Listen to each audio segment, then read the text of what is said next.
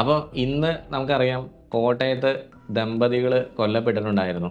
ഏതൊരു വ്യക്തിയും വളരെ സെക്യൂർ എന്ന് കരുതുന്ന അവരുടെ വീട് തന്നെയാണ്. അപ്പോൾ ആ വീട്ടിലേക്ക് പുറത്തുനിന്ന് അതിക്രമിച്ച് കടന്നിട്ടാണ് കൊലപാതകികൾ അവരെ കൊലപ്പെടുത്തിയിട്ടുണ്ടായിരുന്നത്. ഞാൻ എൻ്റെ പല പഴയ വീഡിയോയിലും പറയാറുള്ളത് പോലെ CCTV ക്യാമറകൾ എന്ന് പറഞ്ഞാൽ ഒരിക്കലും ഒരു 100% പ്രൊട്ടക്ഷൻ നമുക്ക് തരുന്നില്ല.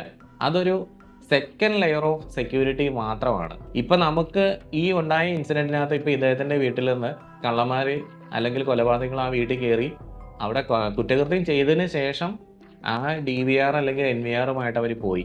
കാരണം ഇപ്പോൾ ഏത് കൊച്ചു കുട്ടികൾക്കും അറിയാം റെക്കോർഡ് ചെയ്യുന്ന യൂണിറ്റ് എന്ന് പറഞ്ഞാൽ NVR അല്ലെങ്കിൽ DVR ആണെന്ന്.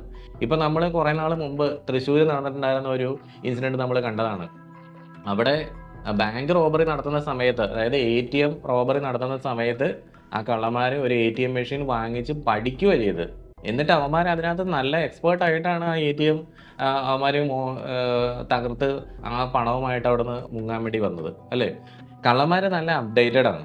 നമ്മൾ അതിനപ്പുറത്ത് നിന്ന് കടന്ന് ചിന്തിച്ചെങ്കിൽ മാത്രമാണ് ശരിക്കും പറഞ്ഞാൽ ഒന്നും കൂടെ നമുക്ക് സുരക്ഷിതം ഉണ്ടാവുള്ളൂ. ഞാനിപ്പോൾ ഇത് പറയുമ്പോൾ ചിലപ്പോൾ ചില ആളുകൾ പറയും, നീ ഇപ്പോൾ വീണ്ടും ആളുകളെ കള്ളന്മാരെയാണ് എഡ്യൂക്കേറ്റ് ചെയ്യണമെന്ന്. കള്ളന്മാരെന്ന് പറഞ്ഞാൽ വളരെ കുറച്ച് ആളുകളേ ഉള്ളൂ. ഞാനൊരിക്കലും അവരെയല്ല എൻ്റെ വീഡിയോയിലൂടെ ഞാൻ ടാർഗറ്റ് ചെയ്യുന്നത്. ഞാൻ നിങ്ങളെപ്പോലെയുള്ള ഇതിനെപ്പറ്റി അറിയണം എന്ന് ആഗ്രഹമുള്ളവരെയാണ് ഞാൻ അതിനവർക്ക് വേണ്ടിയിട്ടാണ് ഞാൻ ഈ ഒരു വീഡിയോ ഇടുന്നത്.